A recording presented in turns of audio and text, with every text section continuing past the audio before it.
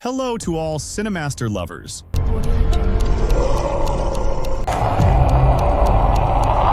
Hope you enjoy watching. Let's get started. And you too near. The film starts at a gas station with a young blonde woman who gets upset when she discovers that her period has started. She decides to go to the bathroom, and suddenly she glimpses the shadow of someone else coming toward her, stopping right in front of her stall door. Seconds later, filthy hands with long nails appear over the door, and the blonde girl starts screaming at the top of her lungs when a head appears. She finds herself face to face with a vampire. Her scent in this situation attracts him, so he rips off the stall door and attacks her right then and there. After this scene, we meet a mechanic named Hamid. It's the day he gets fired from his job. The workshop owner, Dudley, insists it's nothing personal, just budget cuts due to circumstances. But, of course, this doesn't calm the frustrated employee. Hamid demands every penny owed to him, and from the workshop he heads straight to their usual bar. There, he finds his friend Nick flirting with two girls, Jess and Katie. As soon as one of them starts showing interest in Hamid, his friend Jude suddenly appears in the middle of them like a jack-in-the-box and pulls Hamid away from the girls. She works as a waitress in the same bar and is not happy at all when she hears that Hamid lost his job, especially since her own tips are already low. At that moment, another guy named John walks in. He acts gentlemanly and is charming with the girls, which really annoys Nick because of his boldness. Hamid steps in to back up his friend, and it ends up causing trouble between Jude and Eddie, her manager at the bar. Eddie gets angry about the commotion and, knowing Hamid is Jude's friend, warns her that any damages will be deducted from her salary. Jude, at her wit's end, smashes a bottle over Eddie's head, fully aware that this means she's fired too. In the parking lot, Nick tries to comfort both Hamid and Jude, who are now both unemployed, but his advice doesn't help. With no money to pay the rent, Hamid and Jude are forced to quickly pack their bags to escape their landlord, who is about to break down their door. After leaving the bar with Jess and Katie, John stops to refuel his car on the way home and gets frustrated by the delay, because Dudley, Hamid's former boss, has stopped service to check the lights in his own workshop. The girls take advantage of the stop to use the bathroom,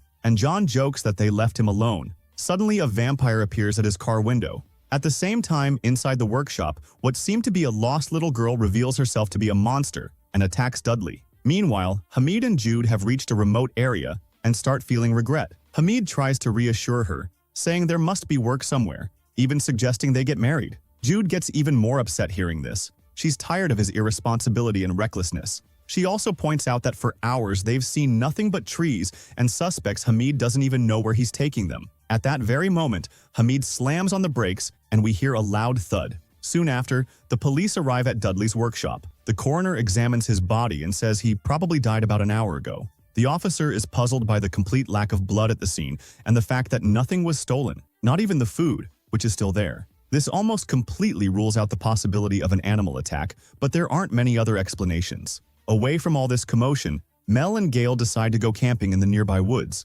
Gail waits inside the tent, and Mel steps out the campfire. Suddenly, he finds himself face to face with a vampire. Gail soon starts to wonder why Mel is taking so long and calls out his name, asking what's going on. Seconds later, Mel falls backward into the tent, blood gushing from his neck. Gail collapses and cries desperately until she too spots something terrifying coming toward her and starts screaming. We return to Hamid, who regains consciousness in the car and panics as he remembers the accident. He checks on Jude, who also wakes up and asks what happened, but Hamid can't explain. All he can say is that something hit them. They both get out to see what happened, and things get serious when they find blood on the car's bumper and a piece of cloth. There's also a sign on the ground that reads, Madison Caravan Farm. Jude points out that there are indeed some caravans parked up ahead. They think they might have hit someone from there, so they decide to approach to find out what's going on. But the place looks very strange, with nothing but a few cars parked in a circle on the farm. Hamid knocks on the door of one of them, but no one answers, even though it seems like someone is watching them from the window of another house. They're about to leave when suddenly a man appears from behind one of the caravans, armed with a rifle, shouting at them to leave immediately. Jude explains the situation, and Hamid tells him the whole story, saying he's looking for work. After a few questions, the man calms down a bit and says his name is Crawford. He says the caravan park needs a maintenance worker and he's willing to give them a chance. He tells them to think it over and then return to their car. Hamid comments that Crawford is a very strange man, and Jude agrees. But at the same time, they can't see how they could refuse a job in their situation. So they accept his offer and ask to be paid in cash. When Crawford talks about accommodation and food, Hamid says they can sleep anywhere if necessary, but Crawford interrupts, saying he can pay them with no problem. but living on site is absolutely necessary and non-negotiable. In fact, he doubts they'll even need money, since everything they'll need will be provided here. Without paying much attention to this last statement, the two agree to the job. Crawford takes them to the room where they'll be staying and explains that the caravan park is called Bogieville and is owned by Adil Madison. There's nothing that needs fixing there. All the work is on the farm itself. Hamid and Jude will have free time from dawn until sunset, but they are strictly forbidden from leaving the house after dark, and they can't receive any visitors at night. Also, the basement and attic must always remain locked. After agreeing to everything, Hamid talks to Jude about these crazy rules, and his anxiety grows with every strange word and sinister hint from the farmer. Crawford decides that Bogieville is outside the responsibilities of these two newcomers. He confirms that all the residents are now asleep and comfortable inside their caravans, and then the two of them find a charred skeleton in front of them. Crawford explains to them that this was a man named Terry. Hamid is terrified. His heart almost stops from the shock, and he loses his patience, shouting and wanting to know what is really happening in this place. Crawford tells him, "I'll show you. It's easier than explaining," and he goes to open the door of one of the caravans and introduces them to a resident named George, who lives with his mother. Hamid barely looks inside and then runs away when he sees a terrifying creature attacking him. He says he doesn't want to know what that was and that he's leaving immediately, but the farmer tells him that's impossible. He confesses that Bogieville is solidating vampires.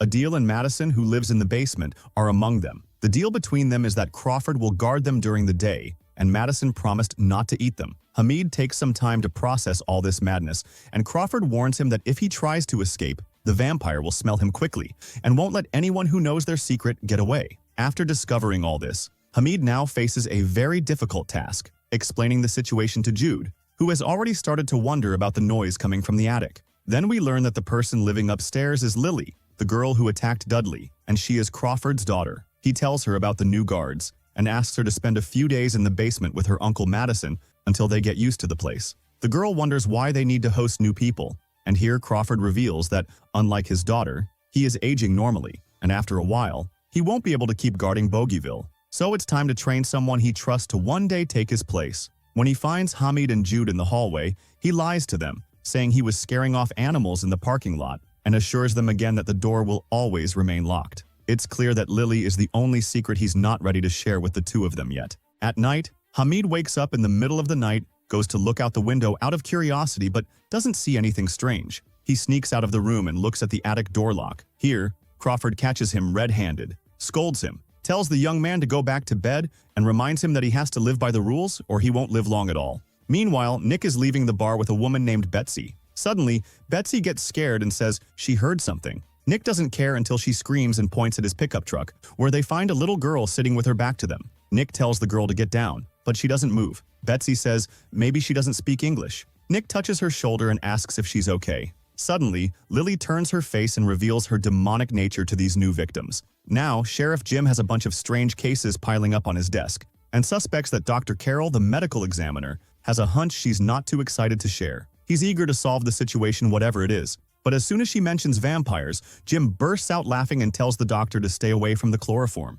Even though he doesn't believe it, he's a bit shaken when she tells him the grace period will get shorter every night and that these blood-drained bodies will keep appearing. Hamid and Jude also have their doubts and are uncomfortable. They decide to ignore Crawford's warnings and leave, but if his story turns out to be a lie, Hamid thinks it's better to know who the old man is keeping locked up inside. At that moment, the sheriff interrogates Eddie, the bar manager, and discovers that a troublesome couple fled town the same night Dudley was attacked. He asks if Hamid has any friends who know where he is, and Eddie only remembers Nick, but explains that the boy was attacked by a bear in the bar's parking lot and is still in the hospital. Eddie, eager to help Hamid, also says that Dudley fired him hours before his death. Meanwhile, at the farm, Hamid suddenly grabs Crawford's rifle, even surprising Jude, and forces Crawford to show them what's in the basement. Jude almost throws up when the door opens and a rotten smell fills the house. They go down anyway and are terrified to find that everything Crawford said was true. Madison, a tall and strong vampire, lives below with his wife Tess.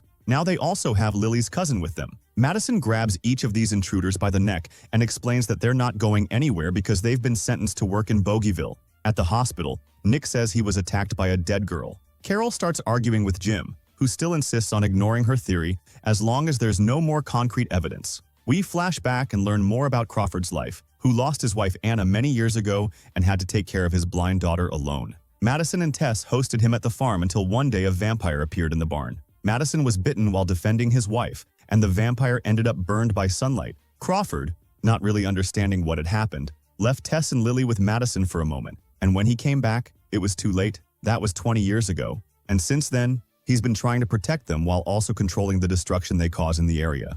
Bogieville was actually just an ordinary caravan park, but the three vampires bit everyone there and turned the farm into a version of Transylvania. Hamid and Jude are affected by the story, but they don't give up on trying to escape, especially now that they know everything. Crawford interrupts their whispering to tell them that Madison is calling everyone outside. The two follow him, terrified by the sight of the vampire clan emerging from their dens.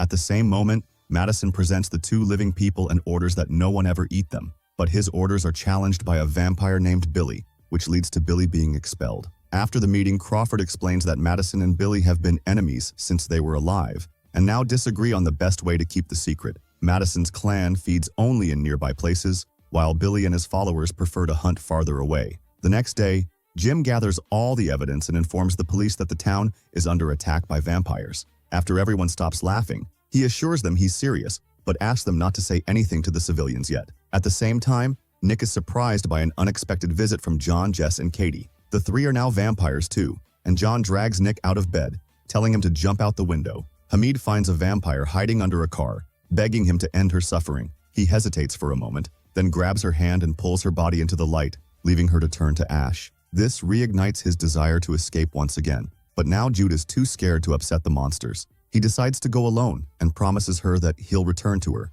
He sneaks out quietly while Crawford is asleep. Towards the end of the day, Crawford finds a ring in the remains of the vampire that was under the car. He shakes his head and says, "This is not good at all." Madsen quickly notices that Hamid has disappeared. He gets very angry and orders them to bring Jude to him. At that time, Hamid tries to contact Nick and goes looking for him at the bar. There, Eddie tells him about all the attacks that happened. Hamid gets arrested as soon as he leaves, but the police run away when Madsen suddenly jumps onto the hood of the boxcar. He tells Hamid that Jude is with him and that he will turn her into a vampire if he doesn't get what he wants. Hamid swears he'll do as told, but he can't start the car after the vampire leaves. So he goes and steals a van from a drunk man sleeping in a chair. Before he returns, Bogieville tries to find Nick in the hospital and is terrified when he discovers he fell out the window. After that, dawn is about to break. Madsen attacks a traffic guard to feed Lily and warns her that she needs to eat quickly before the sun comes up. At the same time, Hamid returns to the farm and is greeted by Crawford's gunfire. Crawford insists on bursting all the car tires to make sure the young man doesn't escape again.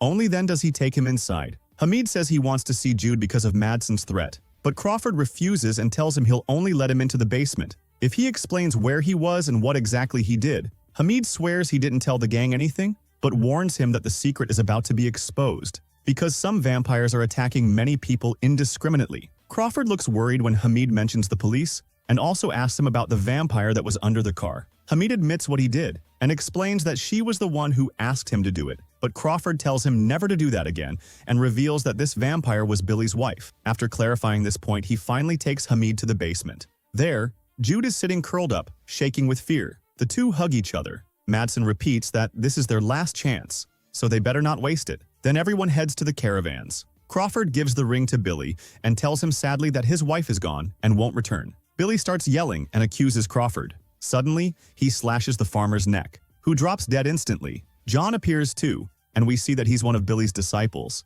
He says he took care of Nick and offers to finish off Hamid as well, to please his master, but he immediately takes a bullet to the face. Jude says their chance to escape is now zero, because she spent too long in the basement, to the point that Madsen will be able to smell her anywhere on the planet. That's why she asks Hamid to escape by day again, and call the sheriff to rescue her. After they bury Crawford, the two say goodbye, and Jude tells him she'll be safe, because vampires can't attack the lone guard. When she sees their cars gone and the stolen van has a flat tire, she asks Hamid how he plans to get to the station. He tells her he found a car in the barn. Its keys are still in its owner's caravan, but Hamid is now used to the situation and goes straight in, warning that anyone who attacks him will get the sun in their face. As soon as he leaves, Madsen acts on his word and goes after Jude. Knowing there's no other human guarding the farm, she defends herself by opening a window, and the sun hits his face directly, but he manages to escape at the last moment. Hamid succeeds in alerting the sheriff, who immediately holds a meeting in the church and prepares the community for battle against the vampires.